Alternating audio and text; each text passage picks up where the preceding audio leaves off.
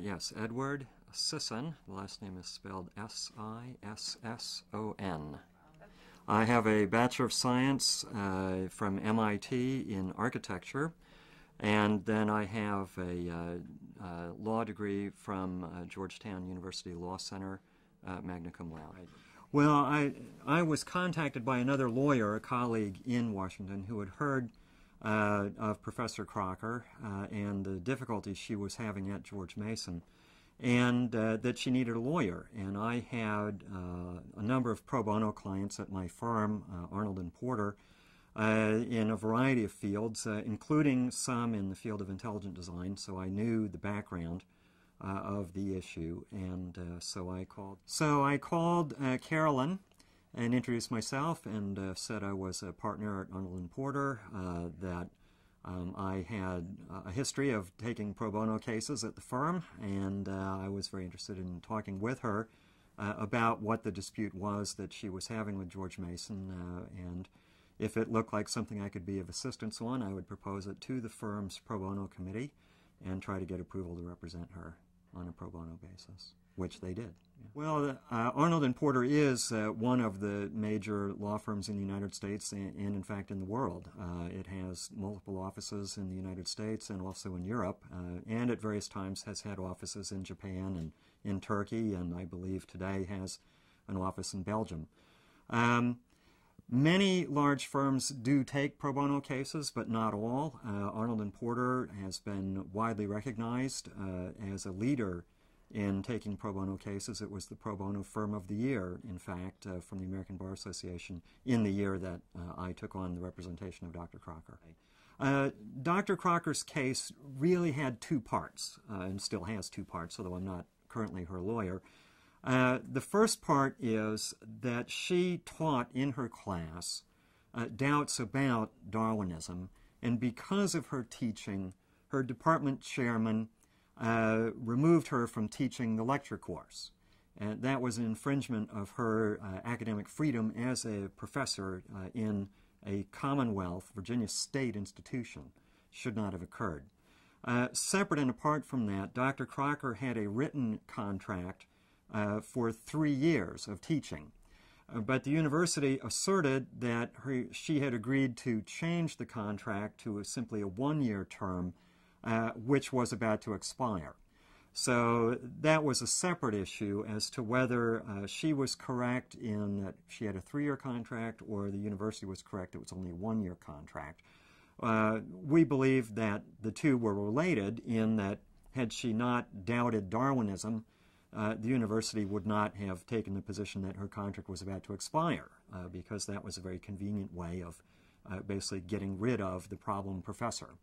But ultimately, as a factual matter, that question turned on a different set of facts, and even if it turned out that we had misinterpreted the contract and that the contract really was only 1 year, she still had a very valid and important claim that her academic freedom and the freedom of the students to learn all about the theory and not just one side of the theory was being infringed, and by an entity that is a state actor, which makes it a constitutional issue. A professor has the right, certainly my understanding, to present to the students a wide variety of views pertinent to the particular scientific discipline that the university has asked the professor to teach.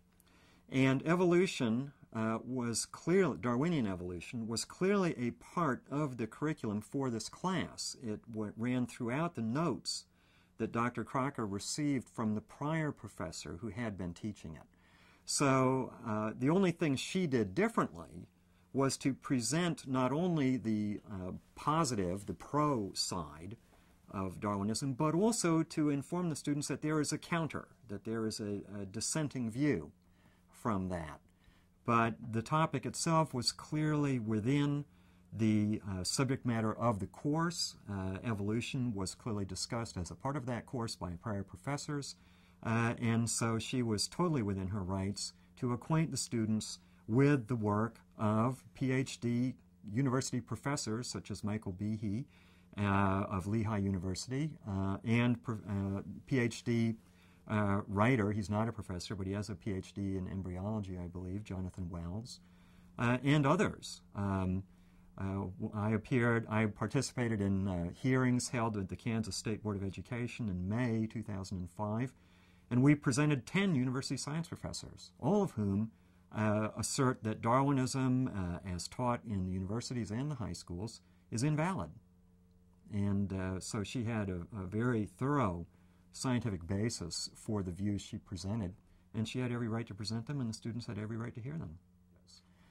My understanding was that there was no issue raised about it until a couple of students went to the university department chair and asserted that she was teaching creationism. And those are, the word creationism is like waving a red flag in front of a bull in front of any biology department in America, pretty much, and they just react the way bulls react, emotionally and violently, and I believe that's what happened. The prevailing scientific opinion in the universities is to label intelligent design as creationism.